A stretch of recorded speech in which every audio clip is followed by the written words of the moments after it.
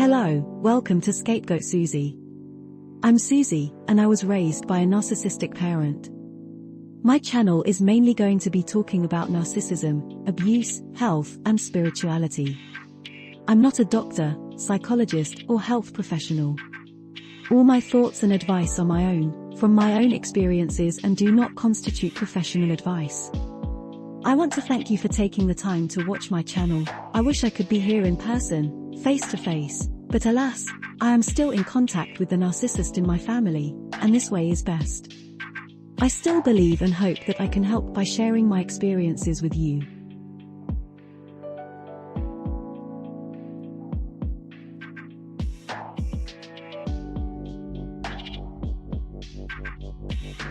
Today I will be talking about narcissism and how to avoid becoming one of their victims. If you have been brought up by healthy parents in a loving environment, you will find the following advice easier to attain. If you have, however, been brought up by a narcissist, or you have suffered narcissistic abuse at any point in your life, you may find these steps more difficult to achieve. But, knowing that you can prevent yourself from being a victim, should be good motivation to gain the confidence to put these things into practice. Narcissists have a knack of smelling out weakness. If you're weak in any way, they will know it. They will use your weakness against you and press your buttons to control you. Now I'm starting with this step because it's the most difficult to achieve. This may need to be worked on for several years, but you will get stronger as you go. This first step is to have a strong center of self. You need to know who you are, what your principles are, what you need, what you don't need, and what you like, and what you don't like. You need to be honest with yourself. Who are you? Then you make a promise that you will remain who you are. Remaining the person you are does not mean you do not grow, change and evolve. It means you know who you are and you respect who you are. Some people refer to this as self-love. This is helpful for those who have been brought up in a loving environment, but for those who haven't, this term can be unhelpful, because it can seem unattainable. Just understand that by knowing who you are, you gain trust in yourself, which leads to respect and eventually love. Even if you are not there yet, you are on the right path. Once you know yourself, you keep yourself strong with strong boundaries.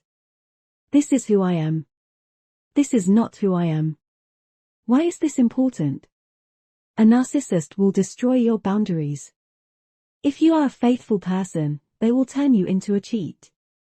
If you are a healthy person, they will try to corrupt you.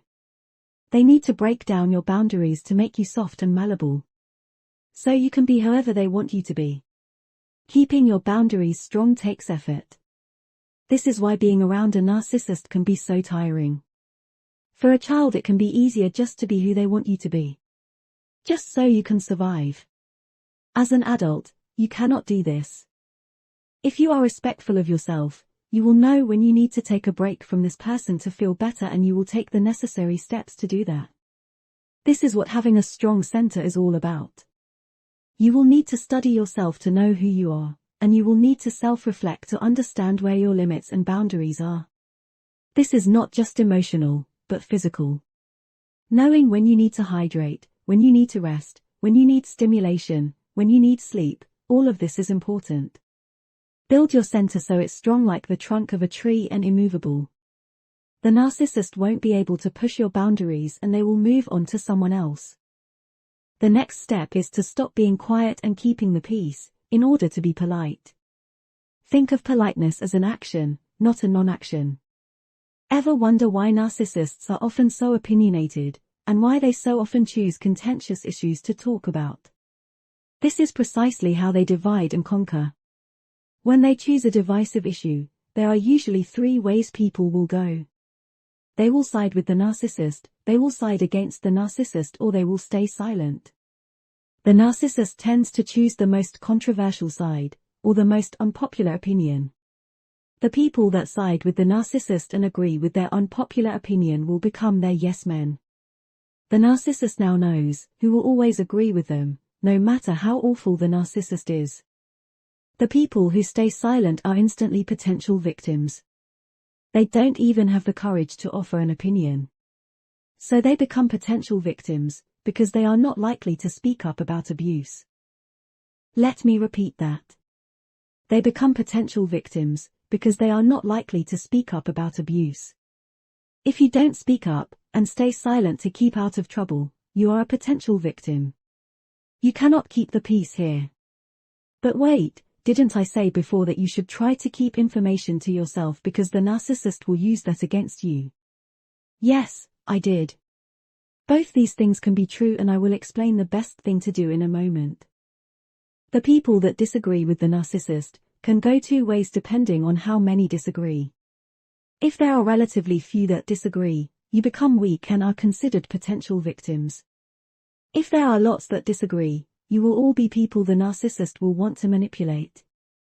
They will either try to convert you to a yes man, or they will just bribe you lots to keep you sweet until they decide how to use you.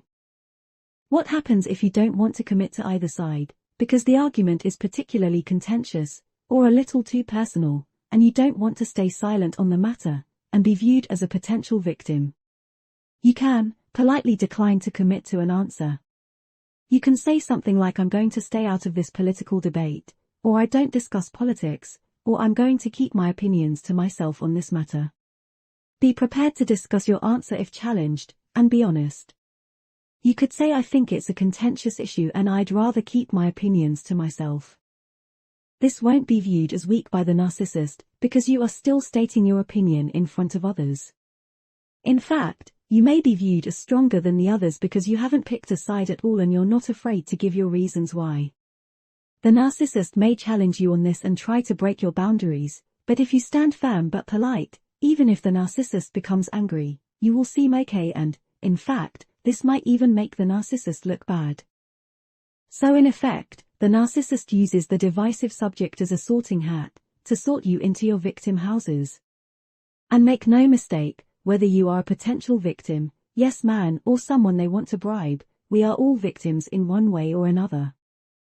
That is the end of this video. If you want to see part 2, please click on the card above or alternatively click the link in the description. Thanks for watching. I hope you've enjoyed this video. Please like, subscribe and hit that bell. And if you think this video will be beneficial to others, please share. See you again soon.